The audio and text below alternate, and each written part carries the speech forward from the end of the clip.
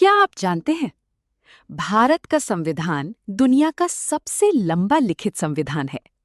लेकिन क्या ये हमेशा ऐसा ही था? 1950 से अब तक इसमें 100 बार बदलाव किए जा चुके हैं। कभी आरक्षण बदला गया, कभी मतदान की उम्र बदली गई, कभी जीएसटी आया, तो कभी महिलाओं को संसद में आरक्षण मिला। आज की इस वीडियो में हम जानेंगे सभी महत्वपूर्ण संशोधन आसान ट्रिक के साथ और एग्जाम के लिए यूजफुल पॉइंट्स। संविधान लागू हुआ 1950 में, लेकिन सिर्फ 1 साल में ही पहला बदलाव करना पड़ा। पहला संशोधन 1951। 1950 में संविधान लागू हुआ। लोगों को अभिव्यक्ति की स्वतंत्रता आर्टिकल 19(1)(a) मिली, लेकिन जल्द ही समस्या आई। कुछ लोग इस फ्रीडम का मिसयूज करने लगे। सरकार के खिलाफ भड़काऊ भाषण, लेख आदि आने लगे। कोर्ट्स, हाई कोर्ट या सुप्रीम कोर्ट कई बार सरकार के फैसले रद्द कर रहे थे, जैसे famous cases Rumesh Thapar case 1950, Brijbhushan case 1950। Court ने कहा, फ्रीडम ऑफ स्पीच बहुत पावरफुल है, इसे आसानी से रिस्ट्रिक्ट नहीं किया जा सकता। इससे सरकार को लगा कि कंट्रोल जरूरी है। क्या बदलाव किए गए? Main provisions. भाग 1, फ्रीडम ऑफ स्पीच पर रिस्ट्रिक्शंस। आर्टिकल 19(2) में बदलाव किया गया। अब सरकार इन आधारों पर रिस्ट्रिक्शन लगा सकती है: पब्लिक ऑर्डर, कानून व्यवस्था, state security, friendly relations with foreign states, incitement to offence. पहले ये ग्राउंड्स इतने क्लियर नहीं थे। मतलब अब फ्रीडम अनलिमिटेड नहीं रही, रीजनेबल रिस्ट्रिक्शन लग गया। भाग 2, 9वीं अनुसूची 9th शेड्यूल जोड़ी गई। फायर। सबसे इंपॉर्टेंट पॉइंट, गवर्नमेंट ने कुछ लॉज को जुडिशियल रिव्यू से बचाने के लिए उन्हें 9th शेड्यूल में डाल दिया। इसका मतलब कोर्ट इन लॉज को चैलेंज नहीं कर सकता। एग्जाम्पल, लैंड रिफॉर्म लॉज, जमींदारी खत्म करने के लिए। क्यों किया? ताकि अमीर जमींदार कोर्ट में केस करके रिफॉर्म्स को रोक ना सके। भाग 3, प्रॉपर्टी राइट्स पर असर। आर्टिकल 31 में बदलाव, गवर्नमेंट को लैंड एक्विजिशन आसान हो गया, यानी सरकार पब्लिक पर्पस के लिए जमीन ले सकती है। भाग 4, इक्वालिटी। आर्टिकल 15 में बदलाव, स्टेट को पावर दी गई socially and educationally backward classes के लिए स्पेशल प्रोविजंस बना सकें। यही रिजर्वेशन सिस्टम का बेस बना। ट्रिक याद रखो, पहला संशोधन फ्रीडम पर control plus 9th schedule plus reservation का बेस। दूसरा संविधान संशोधन अधिनियम 1952, सेकेंड अमेंडमेंट। जब 1950 में संविधान लागू हुआ था, तब Lok Sabha, house of the people की सीटों का फॉर्मूला फिक्स था। गढ़ हर 7.5 लाख लोगों पर 1 MP, मेंबर ऑफ पार्लियामेंट। लेकिन प्रॉब्लम ये थी, भारत की पॉपुलेशन बहुत फास्ट बढ़ रही थी। कुछ राज्यों में पॉपुलेशन ज्यादा, कुछ में कम। फिक्स्ड रेशियो होने की वजह से रिप्रेजेंटेशन इम्बैलेंस हो रहा था। मतलब कुछ जगह ज्यादा लोग इक्वल टू कम MP, कुछ जगह कम लोग इक्वल टू ज्यादा MP। इससे इक्वल रिप्रेजेंटेशन का प्रिंसिपल टूट रहा था। सेकंड अमेंडमेंट ने क्या बदलाव किया? इस संशोधन ने आर्टिकल 81 को बदला। मेजर चेंज, 7.5 लाख वाला फिक्स्ड रेशियो हटा दिया गया। अब क्या हुआ? पार्लियामेंट को पावर मिली कि वो पॉपुलेशन के हिसाब से फ्लेक्सिबल तरीके से सीट्स डिसाइड करे। अब आगे बढ़ते हैं। तीसरा संशोधन 1954। प्रॉब्लम क्या थी? अलग अलग राज्यों में अनाज के अलग रूल्स, कहीं महंगा, कहीं सस्ता, शॉर्टेज भी हो रही थी। मतलब पूरे देश में एक जैसा सिस्टम नहीं था। सॉल्यूशन क्या किया? सरकार ने कहा, अब सेंटर प्लस स्टेट दोनों मिलकर जरूरी चीजों को कंट्रोल करेंगे। इसलिए जरूरी चीजें, फूड, तेल एटसेट्रा, कॉन्करेंट लिस्ट में डाल दी। यानी जरूरी सामान अब सिर्फ स्टेट नहीं, सेंटर भी कंट्रोल करेगा। एग्जाम्पल, अगर कोई स्टेट अनाज छिपा रहा है, होर्डिंग करना, तो सेंटर भी एक्शन ले सकता है। Pin exam trick, third amendment equals food control. चौथा संशोधन 1955। सीन इमेजिन करो, एक किसान है, फार्मर। उसकी जमीन सरकार ले लेती है पब्लिक प्रोजेक्ट के लिए। किसान कहता है, मुझे पूरी कीमत, मार्केट वैल्यू चाहिए। सरकार कहती है, हम अपनी हिसाब से कॉम्पनसेशन देंगे। अब डिस्प्यूट शुरू। प्रॉब्लम क्या थी? पहले राइट टू प्रॉपर्टी स्ट्रांग था, लोग कोर्ट जाकर कॉम्पनसेशन चैलेंज कर सकते थे। सरकार के डेवलपमेंट प्रोजेक्ट्स रुक जाते थे। मतलब हर land acquisition equals court case plus delay. Fourth amendment ने क्या किया? सरकार ने रूल चेंज किया। कोर्ट अब कॉम्पनसेशन अमाउंट को आसानी से चैलेंज नहीं कर सकता। गवर्नमेंट को ज्यादा पावर मिल गई लैंड लेने की। सिंपल समझो, सरकार जमीन ले सकती है और कॉम्पनसेशन पर कोर्ट कम दखल देगा। मेन गोल डेवलपमेंट फास्ट करना। प्रोजेक्ट्स 5वां संशोधन अधिनियम 1955।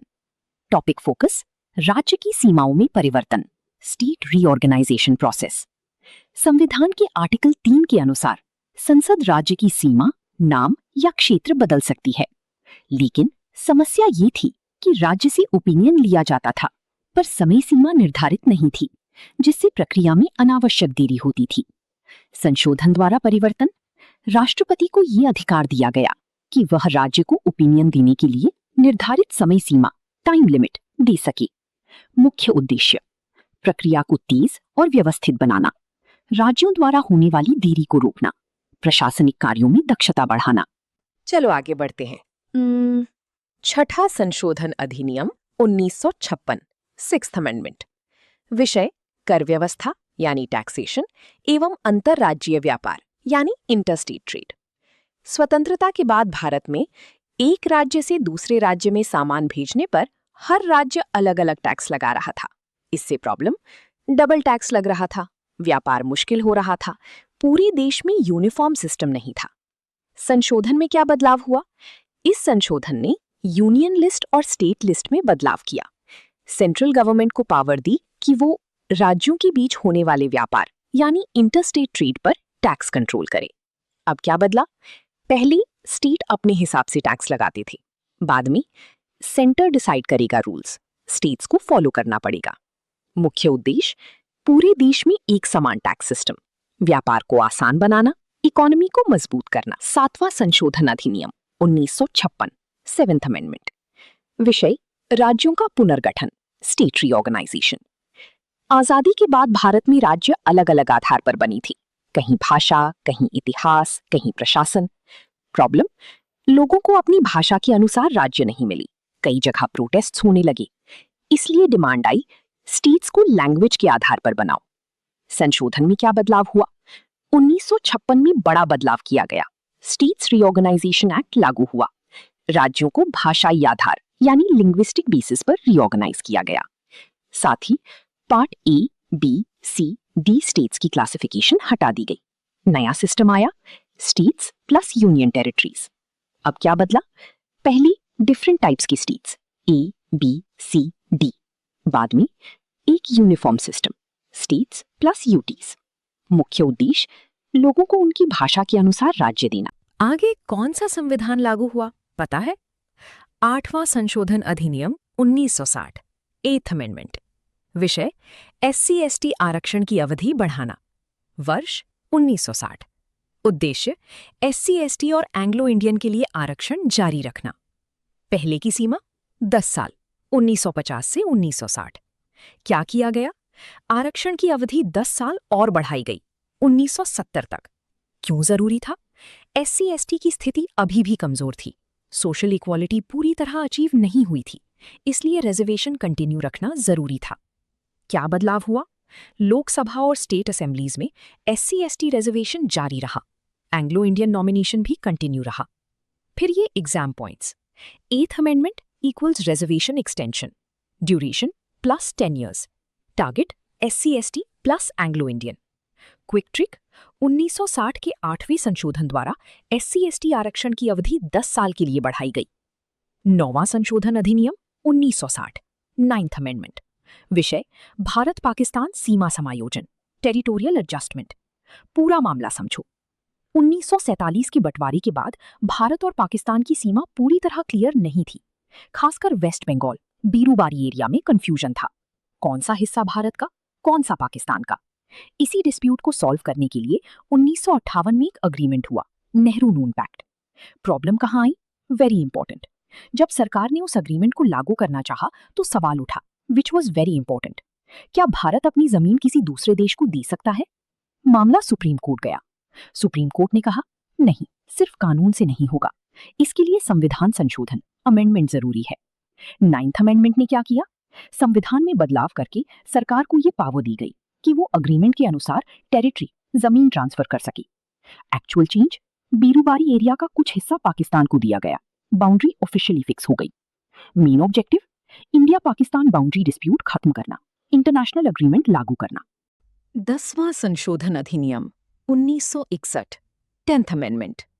विषय दादरा और नगर हवेली भारत का हिस्सा बन गया। Timeline story step by step. Before 1954 Dadra और नगर हवेली पोर्चुगीज यानी पुर्तगाल के कब्जे में था।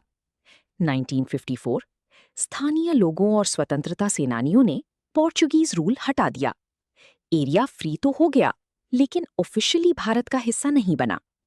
1954 टू 1961 ये क्षेत्र कुछ साल तक इंडिपेंडेंट एडमिनिस्ट्रेशन में रहा, यानी ना पूरी तरह भारत ना अलग देश। 1961 10th अमेंडमेंट। भारत सरकार ने संविधान में संशोधन किया। दादरा और नगर हवेली को ऑफिशियली इंडिया में शामिल किया। इसे यूनियन टेरिटरी यूटी बनाया गया। 12वां संशोधन अधिनियम 1962 12th अमेंडमेंट। विषय गोवा, दमन और दीव का भारत में शामिल होना। भारत 1947 में आजाद हो गया, लेकिन गोवा, दमन और दीव अभी भी पोर्चुगल के कब्जे में थे। भारत ने पहले पीसफुली बात करने की कोशिश की, लेकिन पोर्चुगल ने मना कर दिया। फिर 1961 में भारत ने एक्शन लिया, ऑपरेशन विजय। गोवा, दमन और दीव को फ्री कराया गया। 12th अमेंडमेंट में क्या हुआ? 1962 में संविधान बदला गया। इन क्षेत्रों को ऑफिशियली भारत का हिस्सा बना दिया गया और इन्हें यूनियन टेरिटरी यूटी बनाया गया। फिर हुआ 13वां संशोधन अधिनियम 1962 13th अमेंडमेंट। विषय नागालैंड को विशेष राज्य का दर्जा, स्पेशल स्टेटस। भारत के नॉर्थ ईस्ट में नागालैंड की अलग कल्चर, ट्रेडिशन और लॉज थे। लोग चाहते थे बाहरी दखल ना हो। संशोधन में क्या बदलाव हुआ? संविधान में आर्टिकल 371 जोड़ा गया। नागालैंड को स्पेशल स्टेटस दिया गया। स्पेशल पावर्स क्या मिली? सेंट्रल लॉज सीधे अप्लाई नहीं होंगे इन पर। रिलीजन यानी धर्म, सोशल प्रैक्टिसेस यानी रीति रिवाज, कस्टमरी लॉ यानी परंपरागत कानून, लैंड एंड रिसोर्सेज लागू तभी होंगी जब नागालैंड असेंबली अप्रूव करे। 14वां संशोधन अधिनियम 1962 14th अमेंडमेंट। विषय पौंडीचेरी का भारत में शामिल होना प्लस यूटी में शासन व्यवस्था। कुछ क्षेत्र जैसे पुद्दुचेरी पहले फॉरेन कंट्रोल फ्रांस में थे। इन्हें ऑफिशियली भारत का हिस्सा बनाना था और वहां प्रॉपर गवर्नेंस भी देना था। पुद्दुचेरी को भारत में शामिल किया गया। इसे यूनियन टेरिटरी यूटी बनाया गया। पार्लियामेंट को पावर मिली। यूटी में लेजिस्लेचर विधानसभा बना सके, काउंसिल ऑफ मिनिस्टर्स बना सके। क्या फायदा हुआ? क्षेत्र ऑफिशियली भारत का हिस्सा बना, चेक। लोकल लेवल पर गवर्नेंस पॉसिबल हुआ, check. Centre plus local system दोनों साथ चले, चेक। 21वां संशोधन अधिनियम 1967 21st अमेंडमेंट। विषय भाषा, सिंधी को मान्यता। भारत में कई भाषाएं बोली जाती हैं। कुछ भाषाओं को संविधान की 8वीं अनुसूची 8th शेड्यूल में शामिल किया जाता है। इस संशोधन में सिंधी भाषा को ऑफिशियल मान्यता दी गई। 24वां संशोधन अधिनियम 1971 24th अमेंडमेंट। विषय संसद की संशोधन शक्ति, पावर टू अमेंड कॉन्स्टिट्यूशन। समस्या क्या थी? एक बड़ा केस हुआ था, गोलकनाथ केस। सुप्रीम कोर्ट ने कहा पार्लियामेंट फंडामेंटल राइट्स को चेंज नहीं कर सकती। इससे प्रॉब्लम, पार्लियामेंट की पावर लिमिटेड हो गई। सरकार रिफॉर्म्स नहीं कर पा रही थी। क्या बदलाव किया गया? 24th अमेंडमेंट के जरिए आर्टिकल 368 में बदलाव।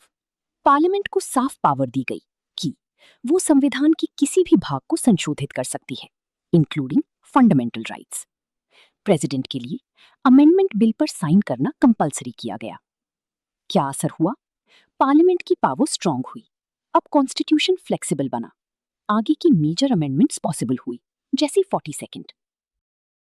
26वां संशोधन अधिनियम 1971 26th अमेंडमेंट। विषय प्रिवी पर्स, राजाओं की पेंशन समाप्त करना। पहले क्या था? आजादी के समय भारत में बहुत सारे राजा महाराजा थे। जब उनके राज्य भारत में शामिल हुए तो सरकार ने वादा किया उन्हें हर साल पैसा मिलेगा, यानी प्रिवी पर्स। उनकी कुछ स्पेशल सुविधाएं भी रहेंगी। संशोधन के बाद क्या हुआ? 26th अमेंडमेंट 1971 में प्रिवी पर्स को खत्म कर दिया गया। राजाओं की स्पेशल स्टेटस भी खत्म। अब सभी लोग समान नागरिक बन गए। 31वां संशोधन अधिनियम 1973 31st अमेंडमेंट। विषय लोकसभा की सीटों की संख्या में वृद्धि। लोकसभा की अधिकतम सदस्य संख्या बढ़ाई गई। पहले लोकसभा की मैक्सिमम सीट्स 525 थीं। संशोधन के बाद बढ़ाकर 554 कर दी गई। कारण जनसंख्या में तेजी से वृद्धि। प्रतिनिधित्व रिप्रेजेंटेशन पर्याप्त नहीं था। अधिक एमपीज की आवश्यकता महसूस हुई। प्रभाव संसद में अधिक प्रतिनिधि शामिल हुए। अलग अलग क्षेत्रों की आवाज बेहतर तरीके से पहुंची। लोकतंत्र और मजबूत हुआ। याद रखना दोस्तों, पेन जितना ज्यादा चलेगा, एग्जाम में दिमाग उतना ही तेज चलेगा। नोट्स बनाना मत भूलना। तो चलिए आगे बढ़ते हैं। अगला संशोधन मोस्ट इंपॉर्टेंट है। हर एग्जाम में इस पर सवाल तो जरूर पूछा जाता है। 1976 का 42वां संविधान संशोधन अधिनियम भारतीय संविधान के इतिहास में सबसे महत्वपूर्ण और व्यापक बदलाव माना जाता है, जिसे इसके विशाल विस्तार के कारण लघु संविधान मिनी कॉन्स्टिट्यूशन की संज्ञा दी जाती है। तत्कालीन प्रधानमंत्री इंदिरा गांधी के समय आपातकाल 1975 से 70 के दौरान लाए गए इस संशोधन का मुख्य उद्देश्य केंद्र सरकार और संसद की शक्ति को बढ़ाना तथा न्यायपालिका के हस्तक्षेप को कम करना था। इस संशोधन के माध्यम से संविधान की प्रस्तावना प्रीएम्बल में पहली बार बदलाव कर 3 नए शब्द समाजवादी, सोशलिस्ट, पंथनिरपेक्ष, सेक्युलर और अखंडता इंटेग्रिटी जोड़े गए। इसके अतिरिक्त स्वर्ण सिंह समिति की सिफारिशों के आधार पर संविधान में एक नया भाग 4A और अनुच्छेद 51A जोड़कर नागरिकों के लिए 10 मौलिक कर्तव्यों फंडामेंटल ड्यूटीज का समावेश किया गया, ताकि अधिकारों के साथ साथ नागरिकों को उनके दायित्वों का भी बोध हो सके। प्रशासनिक और राजनीतिक मोर्चे पर भी इस अधिनियम ने बड़े बदलाव किए। इसने लोकसभा और राज्य विधानसभाओं के कार्यकाल को 5 वर्ष से बढ़ाकर 6 वर्ष कर दिया और राष्ट्रपति के लिए मंत्रिपरिषद की सलाह मानना अनिवार्य बना दिया। न्यायपालिका की शक्तियों को सीमित करते हुए यह प्रावधान किया गया कि संसद द्वारा किए गए संवैधानिक संशोधनों को किसी भी न्यायालय में चुनौती नहीं दी जा सकती। साथ ही राजनीति के निर्देशक सिद्धांतों DPSP को मौलिक अधिकारों पर वरीयता दी गई और निःशुल्क कानूनी सहायता 39A, उद्योगों के प्रबंधन में श्रमिकों की भागीदारी 43A एवं पर्यावरण संरक्षण 48A जैसे नए सिद्धांतों को जोड़ा गया।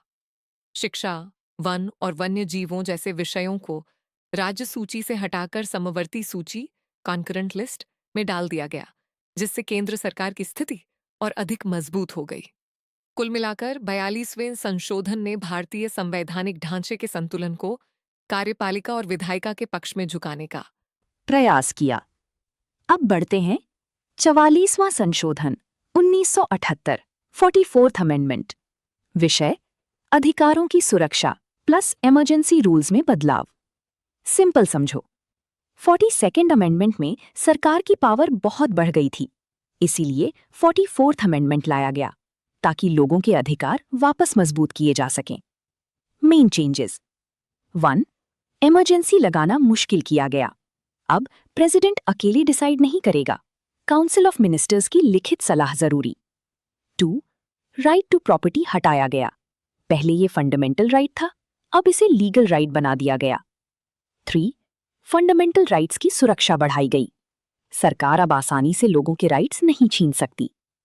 ट्रिक टू रिमेंबर, सरकार की पावर कम, लोगों के right strong. Pin points 44th amendment equals to emergency rules change, right to property remove, rights. अगली स्लाइड में है 52वां संशोधन 1985वां। विषय पार्टी बदलने पर रोक यानी एंटी डिफेक्शन लॉ। पहले नेता चुनाव जीतने के बाद पार्टी बदल लेते थे। इससे सरकार गिर जाती थी, राजनीति गड़बड़ हो जाती थी। इस संशोधन में क्या हुआ? नियम बनाया गया कि अगर कोई नेता अपनी पार्टी छोड़ता है या पार्टी के खिलाफ वोट करता है तो उसकी सदस्यता यानी सीट खत्म हो सकती है। ये नियम 10वीं अनुसूची यानी 10th शेड्यूल में जोड़ा गया। फैसला कौन लेता है? स्पीकर या चेयरमैन। वन लाइन रिवीजन में समझे तो 1985 के 52वें संशोधन द्वारा पार्टी बदलने पर सदस्यता खत्म करने का नियम बनाया गया। 61वां संशोधन 1989। विषय वोट देने की उम्र कम करना। पहले भारत में वोट देने की उम्र थी 21 साल। इस संशोधन के बाद 18 साल कर दी गई। क्यों किया गया? युवाओं को भी देश के फैसलों में शामिल करना था। डेमोक्रेसी में ज्यादा लोगों की भागीदारी बढ़ानी थी। अब क्या फायदा हुआ? 18 से अधिक के युवा भी वोट दे सकते हैं। ज्यादा लोग चुनाव में भाग लेते हैं। लोकतंत्र मजबूत होता है।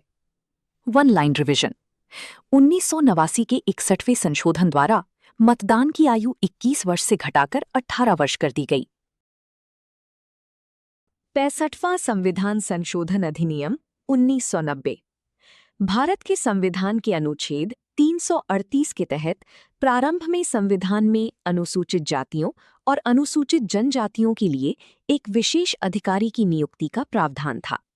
ये विशेष अधिकारी इन जातियों के अधिकारों और सुरक्षात्मक उपायों से संबंधित सभी मामलों की जांच करने और उस पर राष्ट्रपति को रिपोर्ट प्रस्तुत करने के लिए उत्तरदायी था।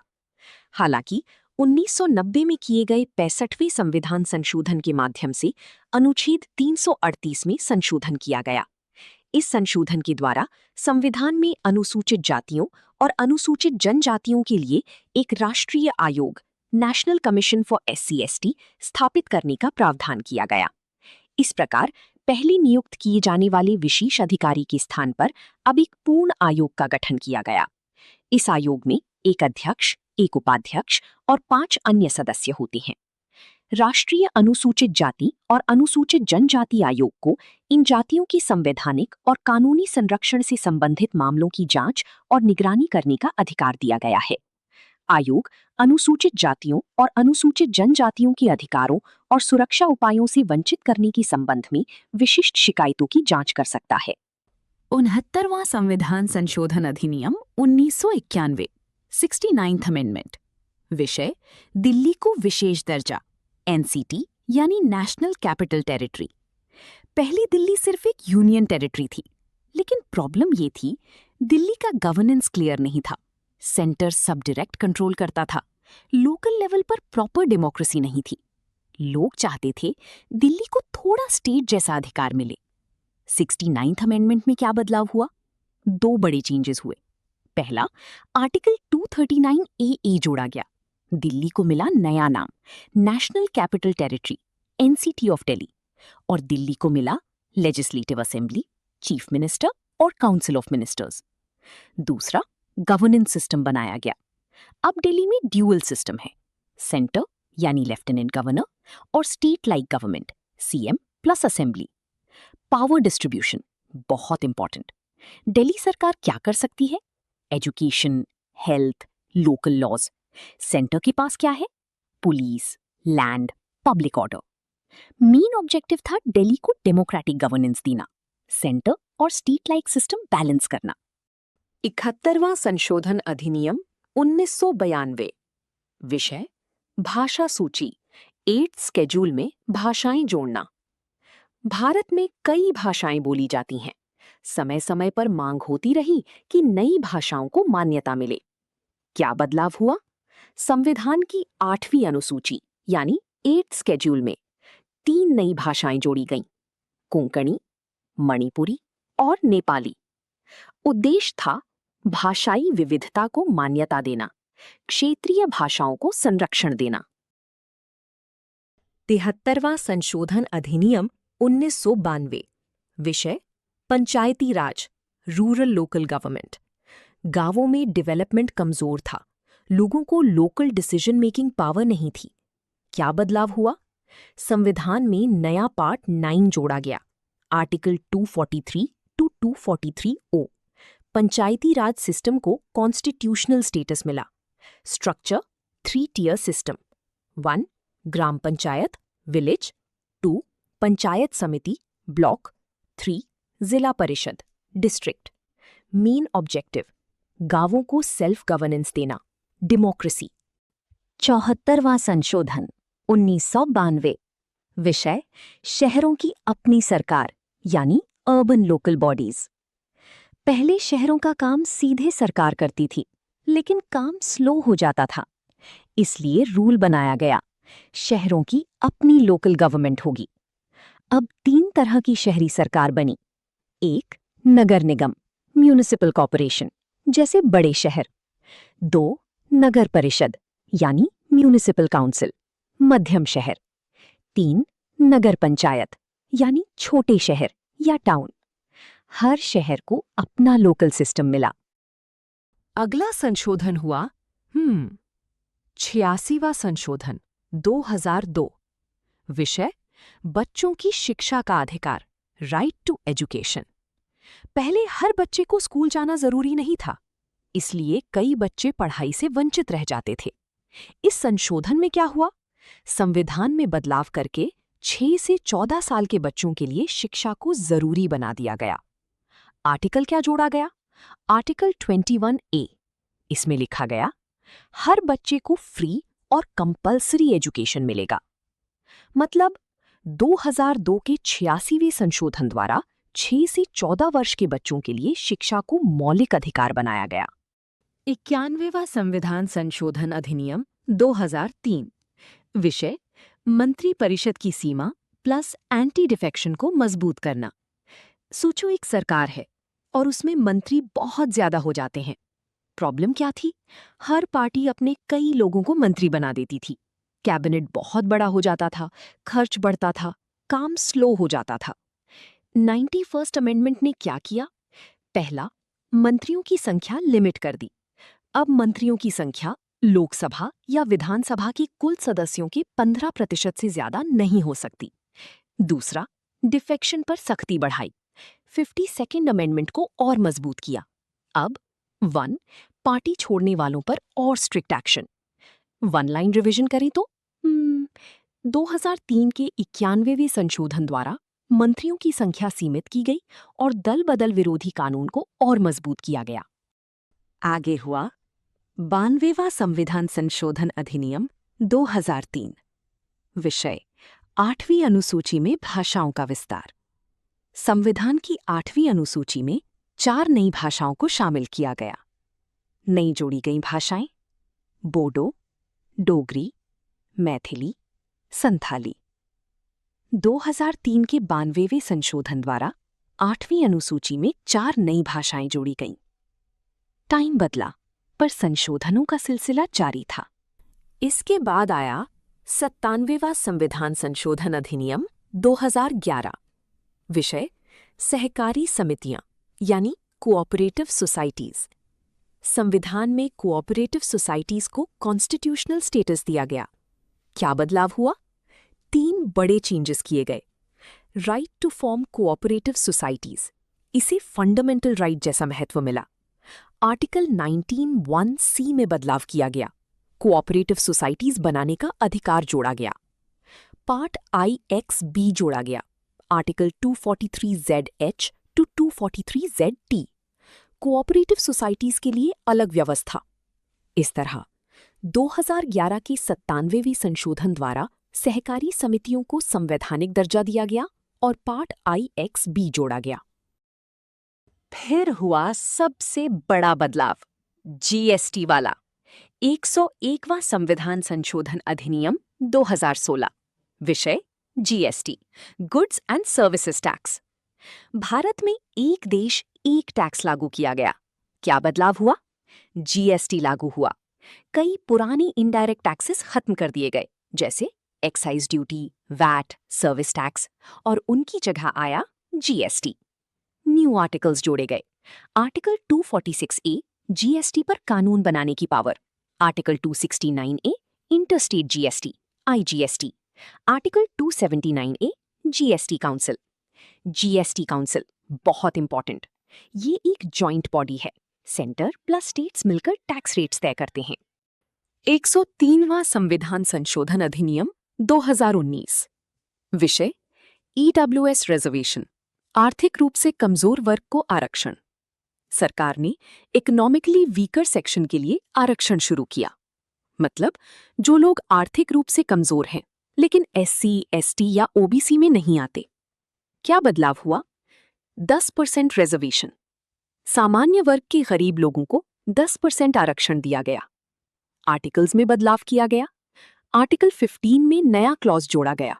आर्टिकल 16 में भी संशोधन किया गया। मतलब अगर इनकम कम है 8 लाख रुपए से नीचे और प्रॉपर्टी भी ज्यादा नहीं है तो व्यक्ति ईडब्ल्यूएस कैटेगरी में आएगा। 104वां संविधान संशोधन अधिनियम 2020। विषय एससी/एसटी आरक्षण में लोकसभा और विधानसभाओं में विस्तार प्लस एंग्लो इंडियन नॉमिनेशन खत्म। इस संशोधन में 2 बड़े बदलाव हुए। एक, एससी/एसटी रिजर्वेशन बढ़ाया गया। लोकसभा और राज्य विधानसभाओं में एससी/एसटी आरक्षण को और 10 साल के लिए बढ़ाया गया, 2030 तक। पहले ये समय समय पर बढ़ाया जाता था, 2020 में फिर से एक्सटेंड किया गया। 2, एंग्लो इंडियन नॉमिनेशन खत्म। पहले प्रेसिडेंट द्वारा 2 एंग्लो इंडियन मेंबर्स नॉमिनेट किए जाते थे। अब यानी 104थे अमेंडमेंट के बाद ये नॉमिनेशन बंद कर दिया गया। 1 लाइन रिवीजन, 2020 के 104थे संशोधन द्वारा एससी/एसटी आरक्षण को 10 वर्ष बढ़ाया गया और एंग्लो इंडियन नॉमिनेशन व्यवस्था समाप्त कर दी गई। 105वां संविधान संशोधन अधिनियम 2021। विषय ओबीसी सूची बनाने की राज्यों की शक्ति वापस देना। इस संशोधन में सबसे बड़ा बदलाव ओबीसी रिजर्वेशन सिस्टम में हुआ। क्या बदलाव हुआ? Before versus after. पहले सुप्रीम कोर्ट रूलिंग के बाद राज्य सरकारें अपनी ओबीसी लिस्ट खुद नहीं बना सकती थीं, सिर्फ सेंटर की लिस्ट ही मान्य थी। अब 105वें संशोधन के बाद राज्य सरकारों को फिर से पावर मिली। राज्य अपनी ओबीसी लिस्ट खुद बना सकते हैं, बदल सकते हैं, अपडेट कर सकते हैं। इंपॉर्टेंट आर्टिकल्स एडेड या चेंज्ड।